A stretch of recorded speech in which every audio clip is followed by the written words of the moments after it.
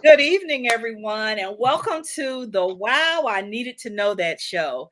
I am your host, Valerie Johnson, and I'm excited that you have joined us tonight. This is a special edition, and our guest is going to blow your mind with her story. I hope that you are ready. Call your friends, your neighbors. If you know any educators, especially music educators, you need to call them and have them to listen in, because I think everyone will walk away inspired. So tonight it is again an honor to have all of you here, but to also have my special guest tonight. She is none other than Joyce Garrett.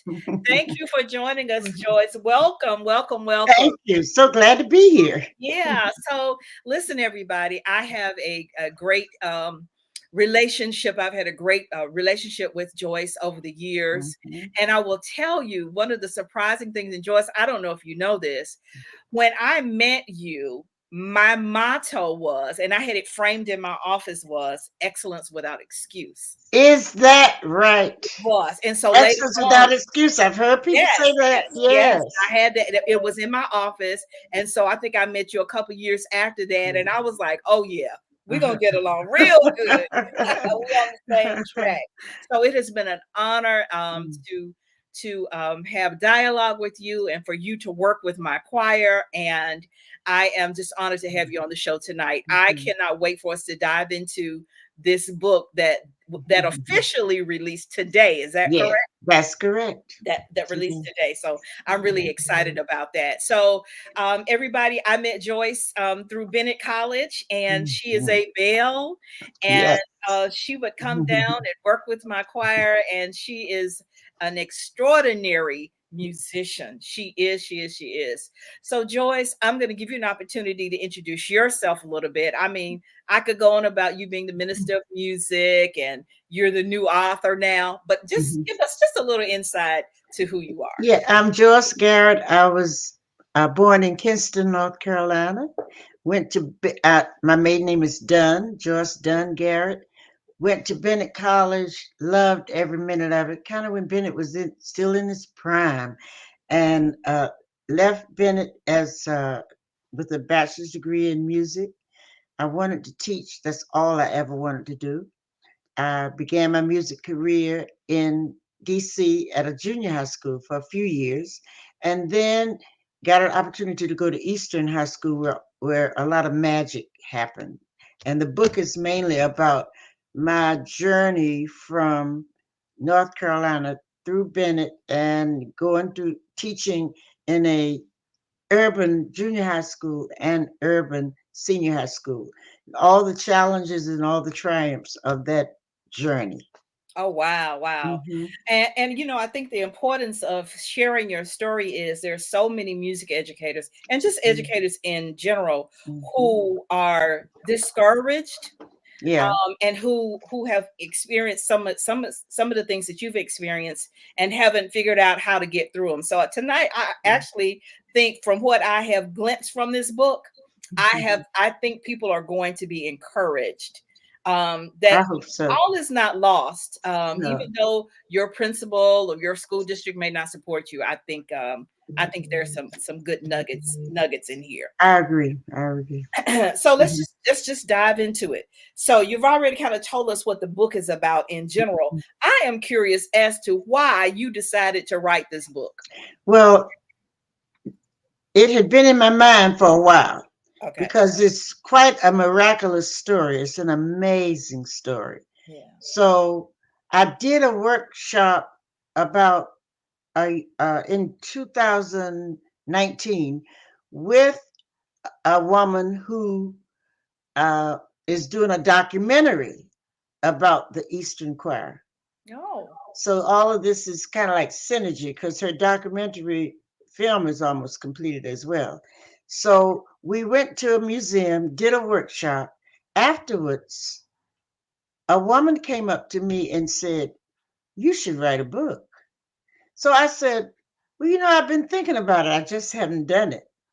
She said, "Well, I'm an author and I've written a book. I will come and help you write this. Wow. Within a week or two, she came to my house. Her name is Marion Woodfork Simmons. Her name is on the front of this book. She's my co-writer.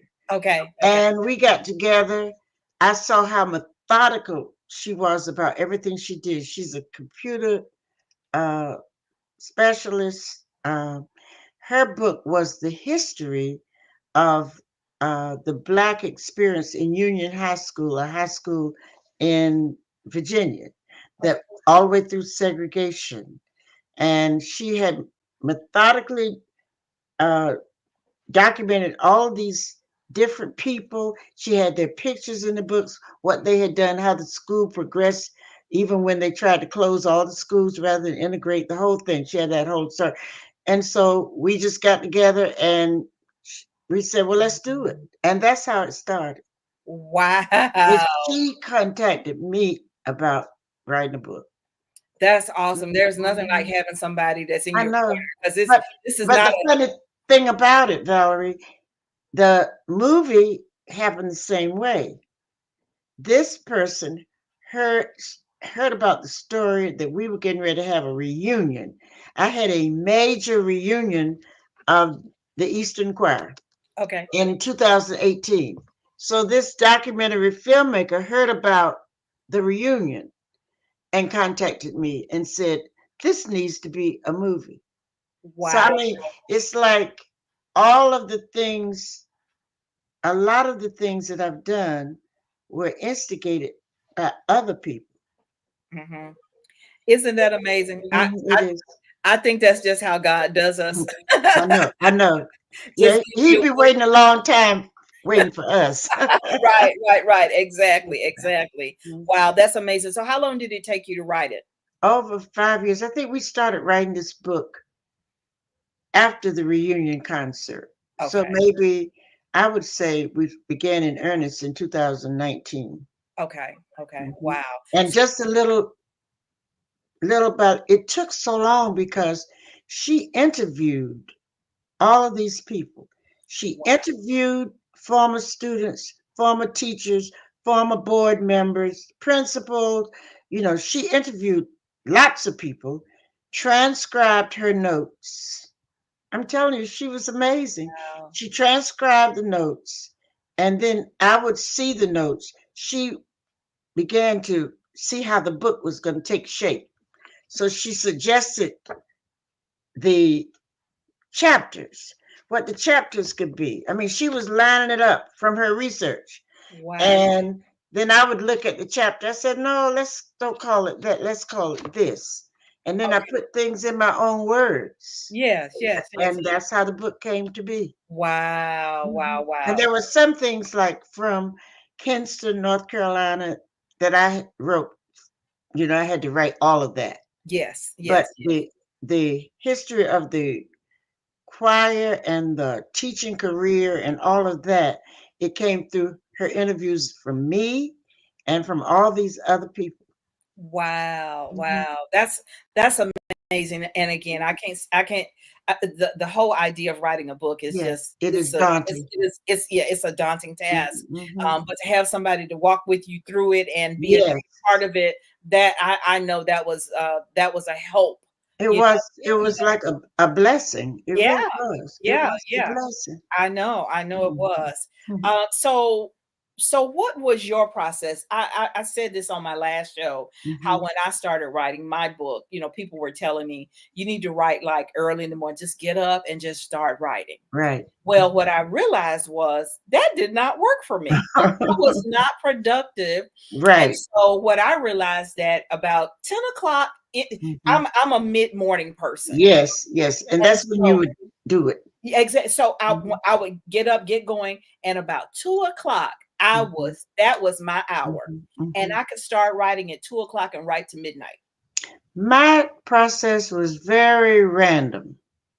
It was, uh, it's like my day is like get up and I might have a meeting, a Zoom meeting from Alfred Street Church where I minister music. So Okay. I do that meeting, and then somebody will call about something I need to do at the church, or one of the staff members will call. And then I stop and I do that. And then I look at my schedule. Oh, I got another meeting at 3 o'clock. So I sit at the computer. I get the computer about 1:30, and then it may be a message from Marion that I have a chapter ready about when you uh, went on trip to wherever. And so I'll look at that chapter, and then I'll start writing it, writing in my own words.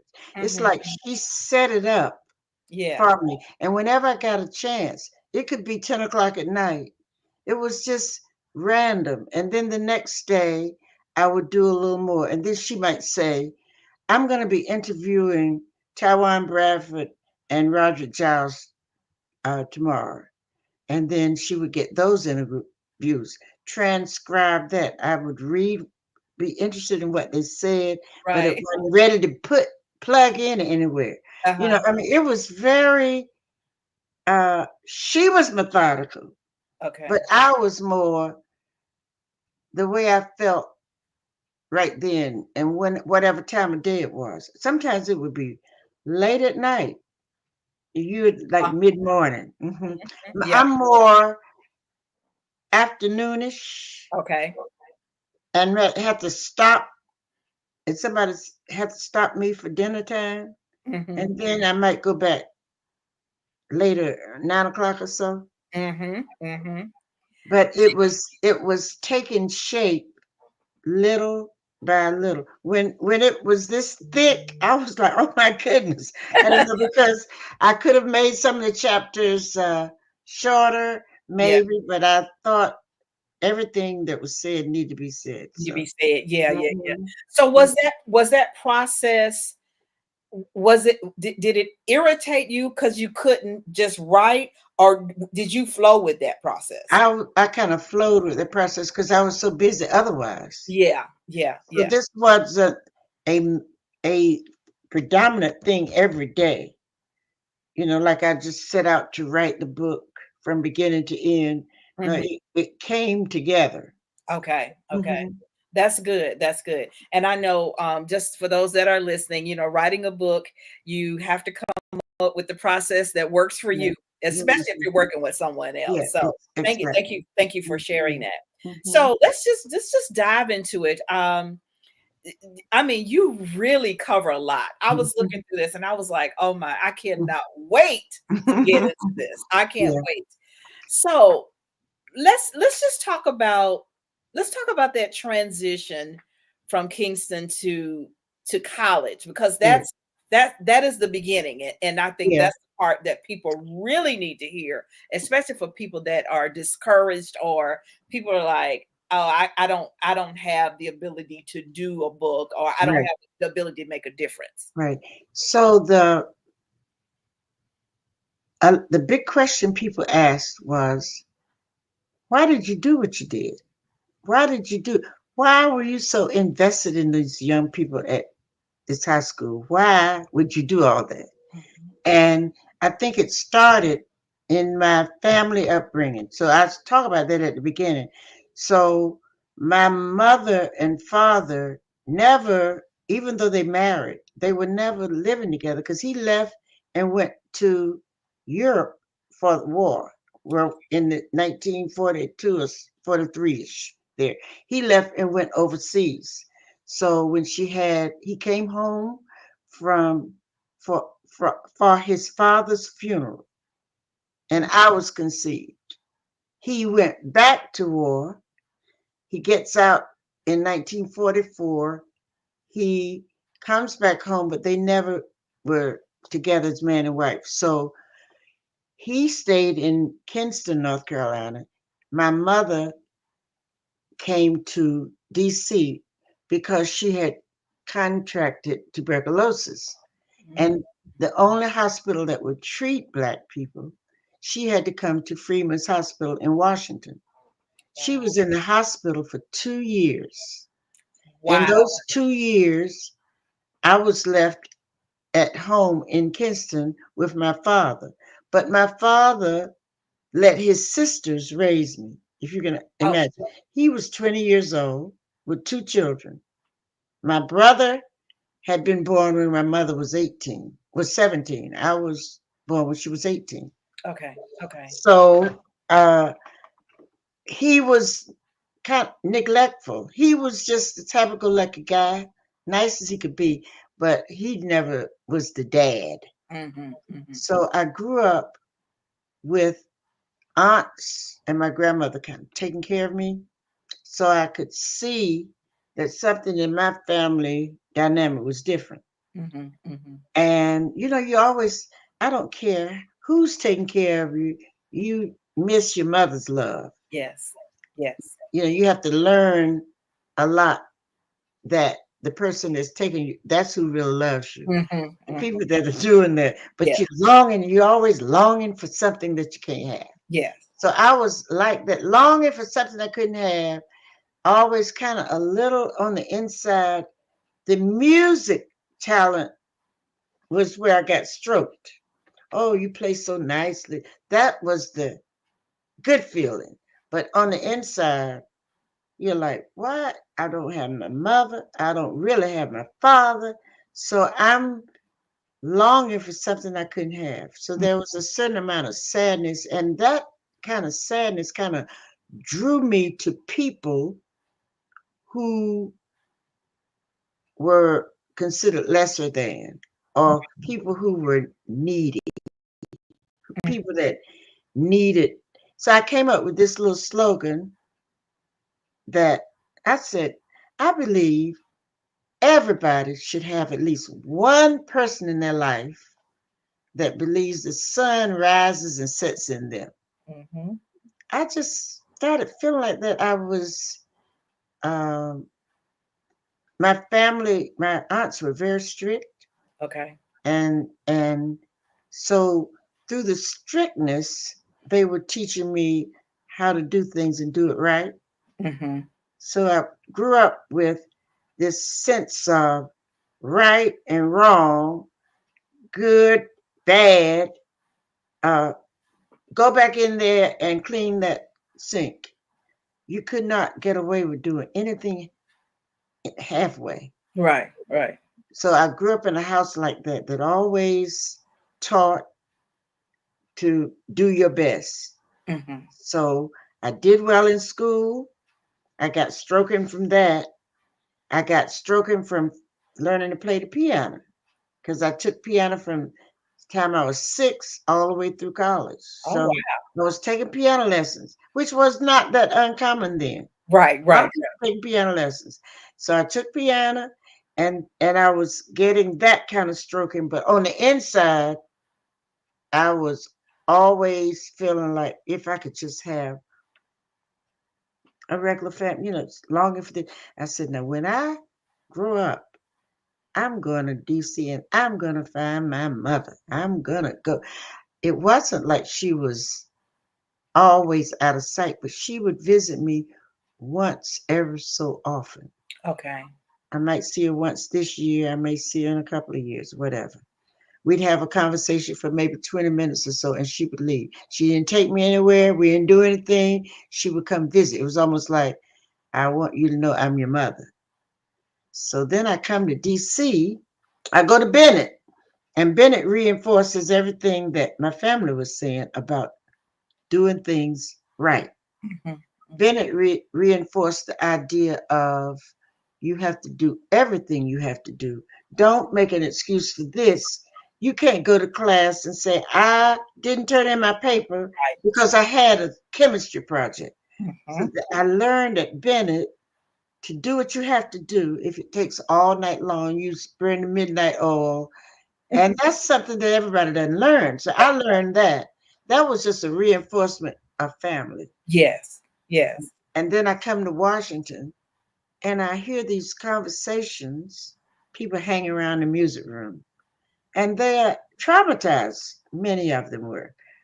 And I just had so much, I just felt so much connection to these children and these teens because I remember feeling like that. Mm. I was not traumatized, but I was sad You on would the say that. inside. Yeah, Yeah, yeah. yeah, yeah. And I could see their sadness, and they were so happy to have a teacher that would listen to them and that would talk to them and have fun with them. So the rest was just came kind of natural. They just Right. uh, they were drawn to me. I was drawn to them. I was fascinated with them because they were Yeah. so different than me. And Mhm. so this was inner city Washington, D.C. Inner city, Washington. I only taught in inner city, Washington. Wow. And a lot of people run away from going to the inner city. And here you are coming from Yeah, the really country, yeah, the and then real going country. in, yeah, and then going into a big city. What was But that transition but like?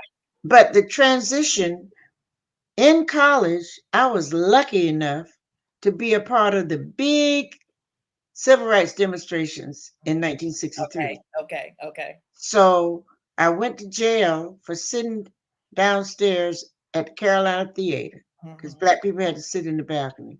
So that was life changing. Okay.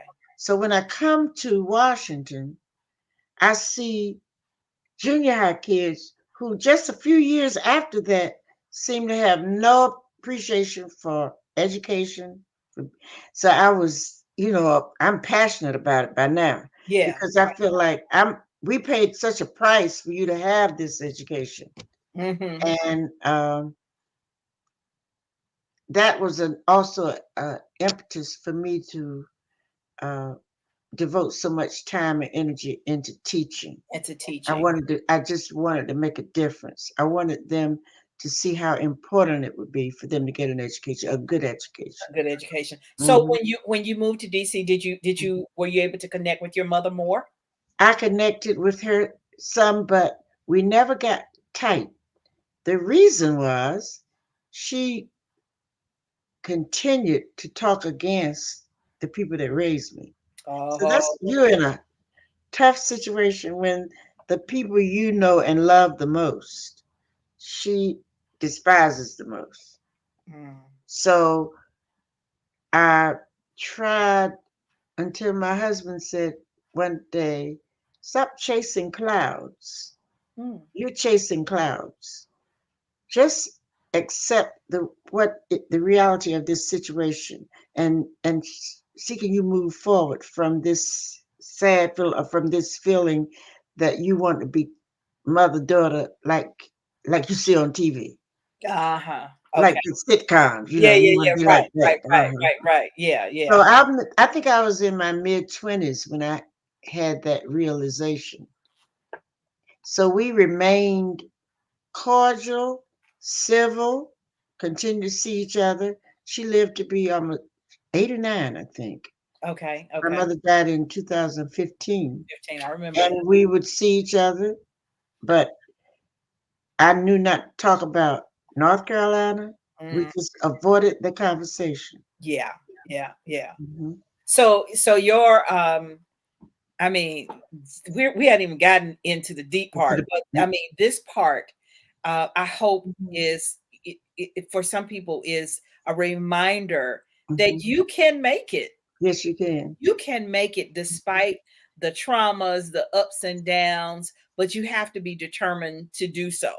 You have to have that inner strength. And I think that's something I know that I try to instill in my students. And clearly that's Right. something that you instill in your students. You Oh, can yes, make it. definitely. You Yeah, can make because when they come and they tell you their stories, you can't do anything about it, but you can kind of encourage them to go forward. to go forward. Absolutely. Mhm. Absolutely. And I used to say this a lot. Your mother or your father perhaps were doing the best they knew how at that time. At that time. So you have to kind of understand what they were going through. You have to understand either their addiction or their own trauma or whatever. So I would take a lot of time. They hung around the music room.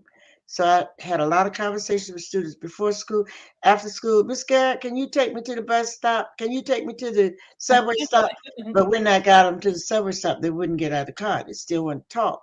So sometimes I sit there an hour. They want to talk, and they don't want to go home. They, Wow. so I've seen a lot, and to me, a music teacher is just like a coach or anybody that sees people every day is going to come upon these situations where they need you. And so, because of my background, I think I always had time for them. For them. Right, Mhm, right, right. And I mhm, will tell you, more teachers are needed like that. I'm mhm. not sure what's going on in our education system. There's some out there like it, but it takes you on a roller coaster ride for real. Yeah, yeah, Mhm. absolutely, It does. absolutely. It really does. So let's dive into to Eastern High School. Okay. So many successes, so Yeah. many new you introduce so many new things to them, Mhm, mhm. and taking students out of the country on national stages. I cannot I understand the impact that that can have on a student. Oh yes. Of Oh, it course, makes. I've had Mhm, that experience as a choir mhm, director at Bennett. So mhm. talk to us about your Eastern days, because I know Okay, that is one of the highlights. so I was at a junior high and loving it.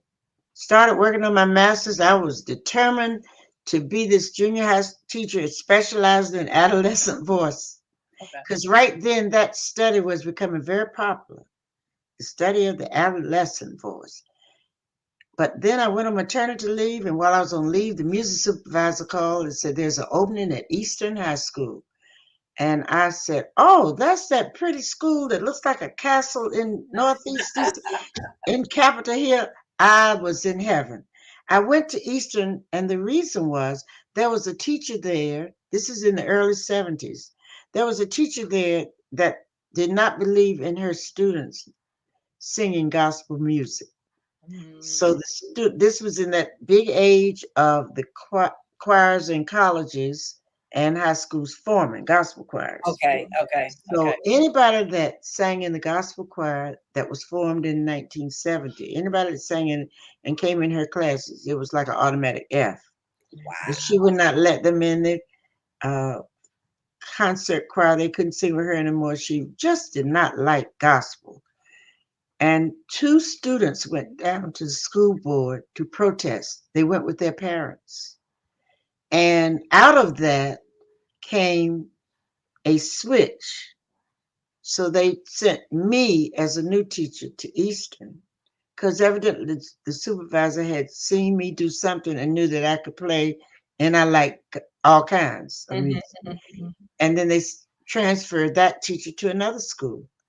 And I got there, and it was the book that chapter is called Love Fest because they were just so happy to have a teacher that loved gospel like they did. Wow. So I used gospel as a bait to get them in the academic class, which was concert choir.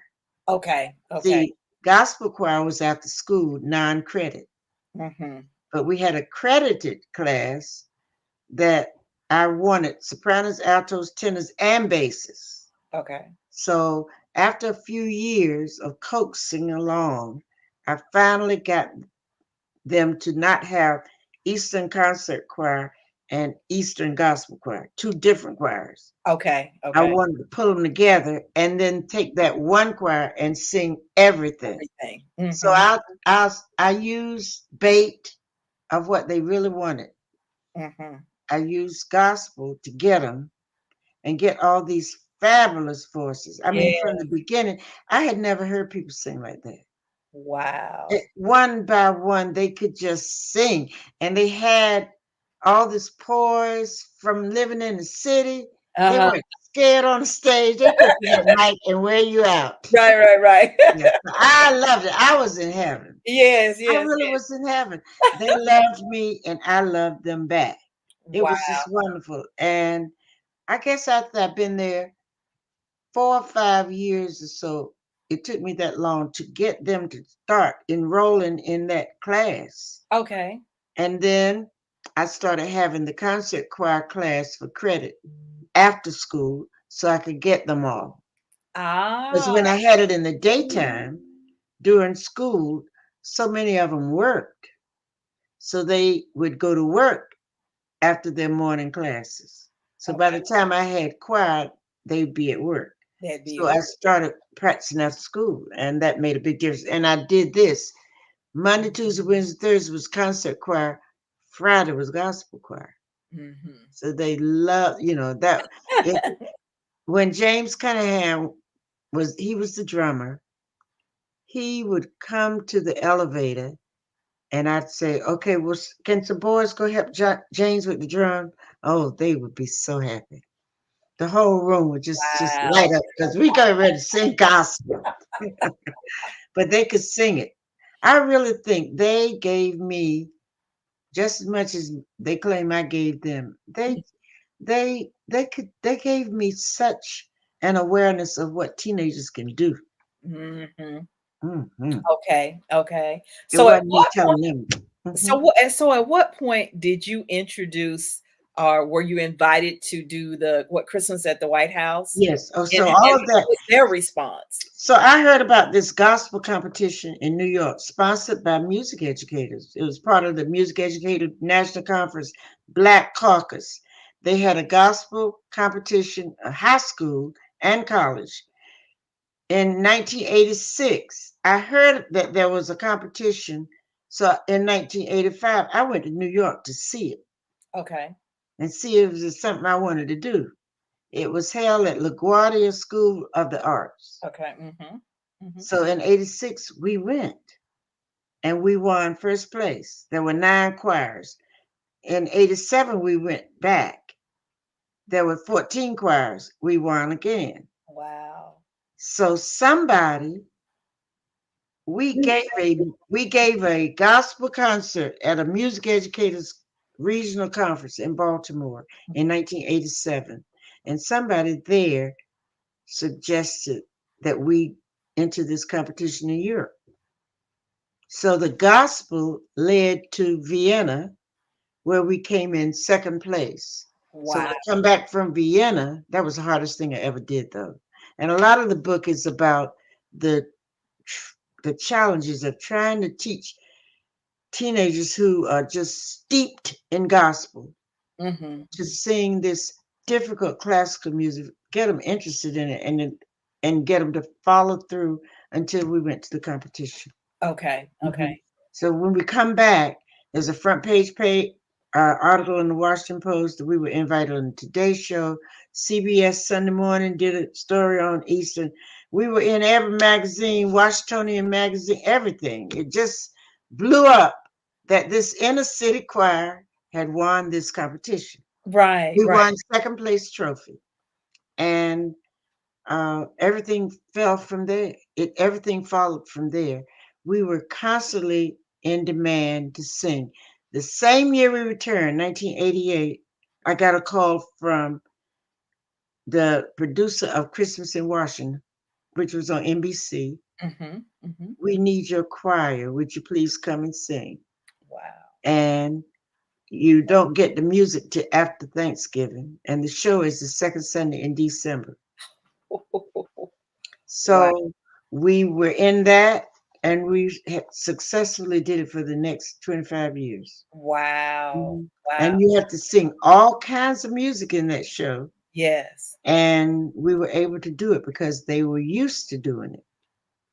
So did you have funding for some of these things? Like when you initially went to the competition in New York, like what was some of the challenges in terms of getting there? Because I'm sure some educators that are listening are like, "Well, how did she do it? Like, where did you get the support?" I I know. think we sold stuff. We did at early, just selling products. If we had to do, if the total was $300 a person had to raise, then they would take these patron lists around, take them to church. You know how everybody give you $1.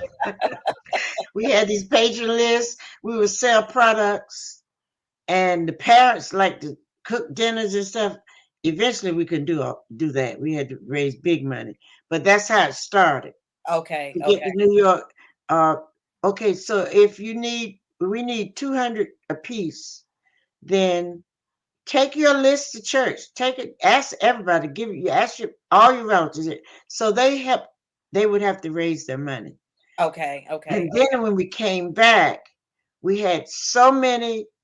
When we came back, I started a scholarship fund. Mhm. That's what attracted foundation and other help. I, Okay. we started giving the students. I said, if I'm going to do all these performances, we need to make it worthwhile to the students. So we started giving scholarship money. Whatever money was left in the bank at the end of the year, we gave it back in scholarships. So Okay. in 1980, 89, I had 3 kids out of 26 that wanted to go to college. Wow. We gave each one $1,000 scholarship. One of them went to Howard, I think. Okay. In 1990, there were 5 that wanted to go to college. We gave the ones that been in the choir 3 years. We gave them $1,000 per year. But we could give that because people started paying more. We started charging more after we got back from Europe because there had so much demand. Mhm. Mhm. And by 1991, it went from 3 to 5 to 7 to 9. It was getting ready to be 11. I was like, we can't sing enough to make this much money to give all these people. Because Mhm. we wanted to give 4-year members 4,000, 3-year members 3,000. So I asked one of my good friends, Tom Howell, he wrote grants at work. Would you write a grant so we can try to get some foundation money? So we wrote a grant to Meyer Foundation, Meyer.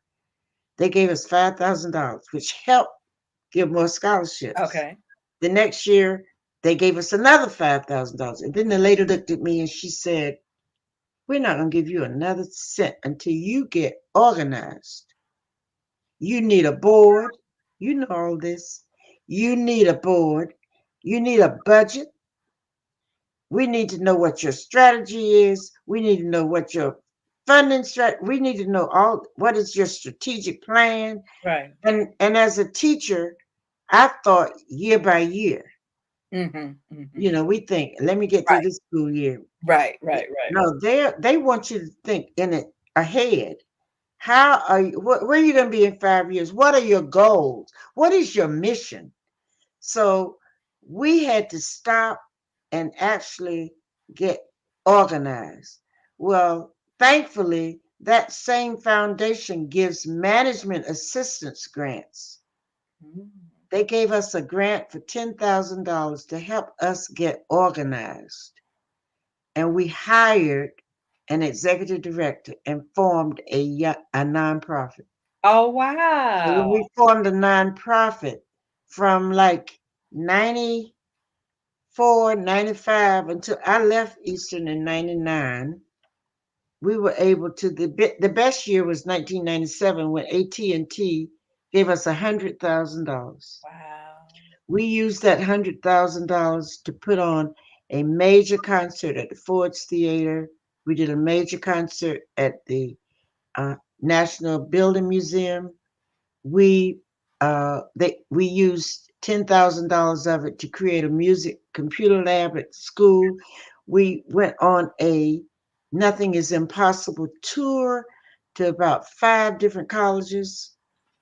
We would go to the college, have a workshop with the admissions office, Mhm. present a musical, and spend the night and come back. Go to another college next weekend. I mean, we had all kind of workshops in fancy places. It was wonderful. Wow. But the peak was reached right when it was time for me to retire. Okay. So it Okay. was hard. We tried to keep it going, but it was very difficult once I had left the building and they couldn't see a teacher there every day talking to them in the hall about it. Mhm. So, but we did, that was the peak. A Wow. few years after the Meyer Foundation got us situated in a nonprofit. So with the students, many, inner city students Hmm. having these kind of experiences they would have ever had No, no, without you. right. Right. They What never was really the impact on their lives, on their they, personal lives? well, in the very back of the book, I have some reflections from students. I just Okay. told them to write whatever they wanted to write. Okay. So it had a great impact. That excellence without excuses. I've also had heard excellence with no excuses. Yes. They Mhm. say that they can hear it in their minds even today. Excellence without excuses. Yeah. The impact is they got to see a part of the world. You'd be surprised how many have never gone back to Europe. That Wow. was their, at the time, some of them didn't know how to get to DuPont Circle right in DC. They didn't even know their own town, their own city.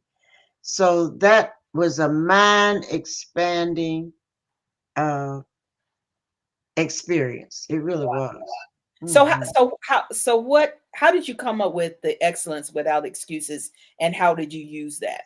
Okay, I came up with it one day while I was working with the students, especially after we came from Europe. It must have been while I was preparing for Vienna. I just got sick of excuses. Mhm. Mhm. It happened one day. I wasn't even aware that other people had said those words, those exact words. Uh, I went to the chalkboard and wrote it on the chalkboard. So when they would come in and give me an excuse, I wouldn't say anything. I would just point. And then I started putting. I was. Ooh, I mean, intense, driven.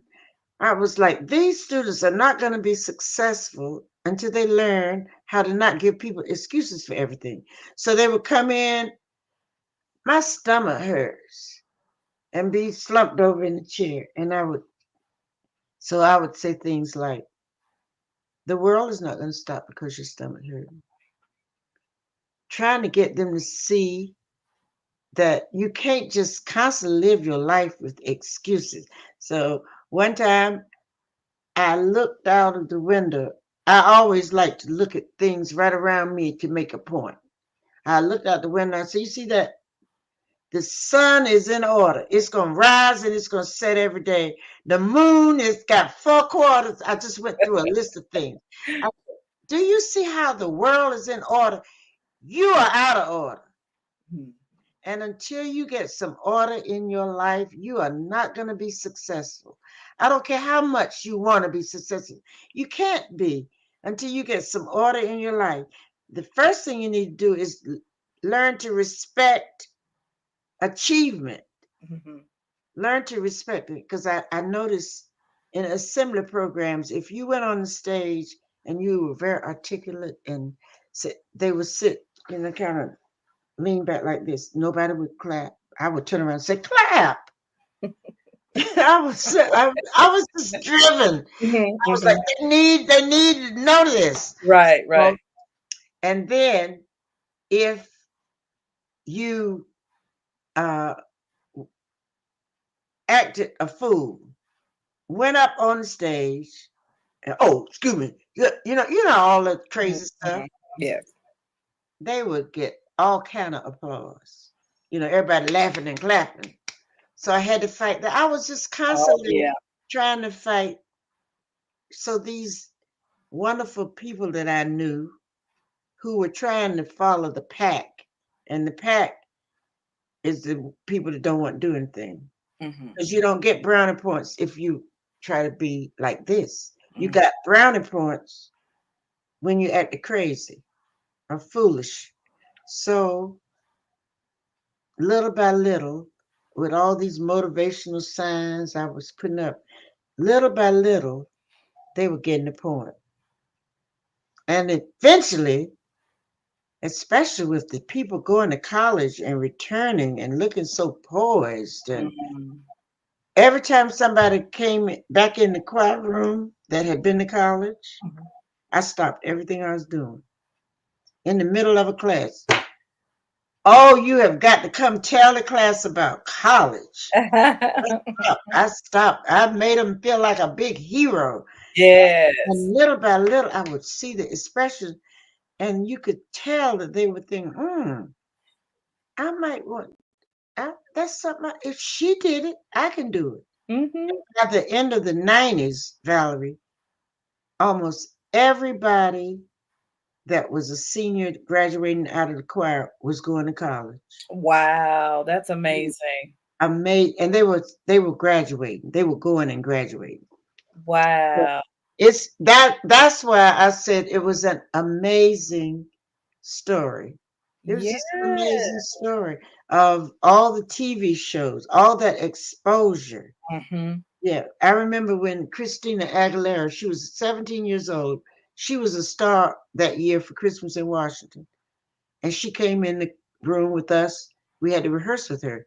And I remember thinking, they're probably thinking, she's the same age we are. We can do this. Mhm. Yeah, and Yeah, so yeah. as they saw all this singing with Patti LaBelle and Aretha Franklin and all, they could see this is possible. Wow. And you see that they say that in the book, in the very rear, they talk about uh, how that being in the choir and having all these experiences everywhere, how it Right. Yeah. broadened Wow. their lives. It really did. And that's I think that's a testament Mm. to how you found your purpose and Yeah. you used it to help someone else.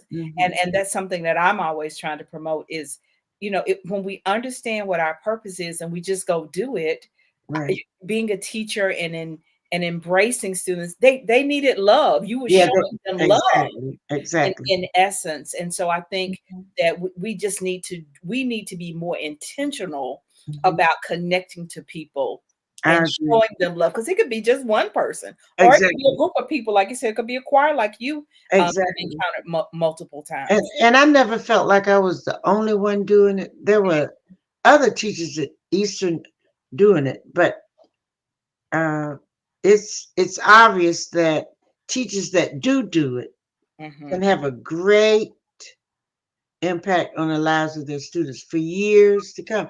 And it's because I saw teachers like that growing up in Kinston. Yes. I saw that because when you have the segregated schools, Mhm. all the talent in that whole town was in that one school, Wasn't it my wonderful? Atkin High School. So I saw talent. We were taught to, of course, do your best because the reason then was to impress the others. Mhm. You remember that. You got to do twice as much as they do and all that. I didn't want to do twice as much to Right. impress white people. I wanted them to have a successful life. Right. Hmm. So we're getting real close to the end, but this has been Okay, I've been so running good. my But mouth. we have to I have to talk to you about your passing the torch and how, as a teacher, you had all of these student teachers under you Yeah, who now are doing yes, these amazing things. So yes, just yes. tell us a little bit about that. Okay. Well, I passed the torch to your good friend Melvin Bryant, who Yeah, was my student teacher, I think in 1994 or 92 or right, 94. something like Yeah, that. Yeah. he is now working as a wonderful director at my church now.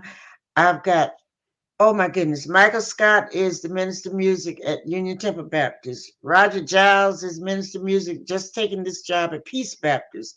Mm, Tywan Bradford is the minister of music at Galilee Baptist. I have so many students.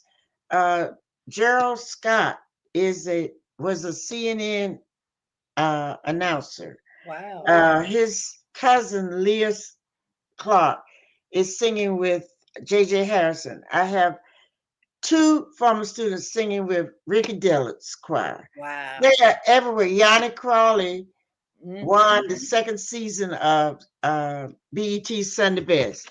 I Yeah. could just go on and on. One of my former students that graduated in 1995 has played Simba in The Lion King all over the world. Wow. He said that he was turned on to musical theater when I took him to the Netherlands to be in the Danny Kaye International Children's Award. I've taken kids to Europe 4 or 5 times. We went to the Netherlands to be in Danny Kaye International. We went to Vienna to be in the competition. I took the choir again in '94 to be in the 50th anniversary of D-Day. So we sang Oh, in Paris and Normandy. Then I went with Children of the Gospel with Evelyn that's Currington right. Uh-huh. to Spain to for the opening of the Guggenheim Museum Oh, wow. uh, in Bilbao, Spain. It's been, Wow. and when I think about it now, I'm like, oh my goodness, I took all these people's children to Europe and back without a casualty, without anything. Had Oh, wonderful, wonderful trips, but that's a lot of responsibility to take yeah. somebody's children. Oh, We yes, took it is. we took 54 to Europe in '88 for the competition. 54 high schoolers. 54 high schools. There were Wow. about 3 or 4 that had just graduated the year before and went with us. Mhm. Wow. That's amazing. That is amazing. Oh, let me tell you before we end. Sure, sure, There sure. is a good. Now, this was my husband's idea. We put a QR code and make sure you right. It's at the end of Donald Graham's foreword. Donald Graham is the former publisher of the Washington Post. The Washington Post had a special relationship with Eastern High School, so he wrote the Okay. foreword for the book. So the top one takes you to my website, but on the bottom one, you get to hear the choir. Okay, I wait a have minute. Which oh, I see it. I I see it. have I'm gonna see six if I can. songs right here. 6 songs are in there. 2 from the European choir, 2 from the choir that recorded in 1994, and 2 from the Christmas album that Patrick London and I did in 2001. You Wow. got, That's yeah. awesome. Every time, sometimes I'm just sitting watching TV, and I was like, oh, I got to hear this music. This, put some earphones on, so you get the real effect. Yes, yes, yes, Wonderful. yes. Mhm. And that's we did not talk about your involvement with the Kennedy Center Oh, honors. yeah. Share a little So bit of that with us. as soon as we did Christmas in Washington, those same people, George Stevens founded the Kennedy Center Honors. So Okay. he invited us to be in that. So we were in that in 1989. And then all the way until our part ended in 2014 when they picked another production company. Wow. Yeah, Wow. every year we were in that. And I would that was one of the things Mhm. I did at Oh, Christmas. I was yeah. always gonna I watch love that show. I know one of the great shows. absolutely still do, Yeah, still do, I do still too. do. Yeah, yeah. Well, Joyce, I mean, like I said, I've started reading. I haven't got, I mean, there's just so many nuggets I see through Well, this book. Nuggets is your book. Yeah, It's like, my goodness. So we have nuggets in each other's. right, absolutely, absolutely. So many great things that are just I think again, I think this book is inspirational. I Mhm, think you said what is it? The book is called Excellence Without Excuses, a music teacher's Odyssey. mhm. Um and then I think one caption I saw captivating, triumphant, Yes, and there yes. some other word that you use. And I Mhm, think that absolutely encompasses this book. And yes. folks, I am telling you, you need to go and get it. Mhm. It's on all platforms. Amazon and all other uh, platforms. Yes, yes, There's an please. ebook and There's an ebook. a Okay, digital book. okay. This is the book that is on that you can get today. It's got lots of pictures in it. This is a black and white, uh, all the pictures are black and white, but I also have a hardback. The Oh, okay. hardback edition has color pictures, beautiful color Oh, pictures. wow. So I hope you have a choice. You can get the color. This is all the colors for all the pictures from when we were at the Yeah, White House. At that, I mean, it's just such history, such wonderful history. yeah. So it's part history, part inspirational. Here's a picture with the choir with Bill Clinton. He came in the door at Christmas in Washington, and we just ran, and you know how you do, just ran, take a picture. And they let us do it. You know, you can't get that close to a president now. It's one of these start No. shooting everybody. I Right, mean, we right, just right. ran up there and got next to him. Yes, But yes, yes, yes. I hope people enjoy, and I hope they are inspired. Yeah. So I'm gonna let me see. We have a few comments here. Let me just pull them up. Okay. Ron says, "This is awesome. Thank you, Dr. Garrett and Belle, for sharing." Mhm. Penny Spees, your Bennett Bell sister, says, "Such a sweet spirit talking about you." Okay. And then Cassandra says, "This is amazing. Thank you for sharing with us. Thank you Wonderful. all for joining us tonight too." Joyce, again, I am honored to have you here. I really look up to you and admire you for the great work and the impact that you have had on the lives of so many people. So many. You have touched thousands of souls, I will say. And the evidence is obvious. Clearly, you have people that have given testimonials in here. But I know my good friend Melvin. I know my good friend Patrick Lunday, who have Yes. raving things to say about you and how you are consistent and how you are loving and kind. And you are a mastermind when it comes to music and music production. So, again, I thank you so much for being here. Do you have any parting words for us? And again, I want to encourage people to go out and buy the book. Again, it's the banner showing it is, you can purchase it at any, wherever you buy your books. Right. I got Right. mine straight off Amazon, came straight Yes. off the Oh, book. a wonderful one. Yeah, no Any problem. parting words I would have is there are so many people, there are so many young people with so much talent Yeah, that's just hidden, and that's hidden within them, and they just need somebody to just be that catalyst to to launch them in the right direction. And you yes. feel like when you do for one, we know we're missing a lot of them, but do what you can. Do what you can. Do what Hmm. you can. Hmm. So, ladies and gentlemen, I want to just share with you. We do have some upcoming shows. We have one coming, I think, week after next. We have someone who's going to come and talk about private lending and real estate. We have someone coming up to talk more about Medicaid and Medicare, health insurance, life insurance. We have somebody coming to talk about home insurance and auto insurance. And we have someone returning, Gay Polk, who is going to talk about family of estate planning.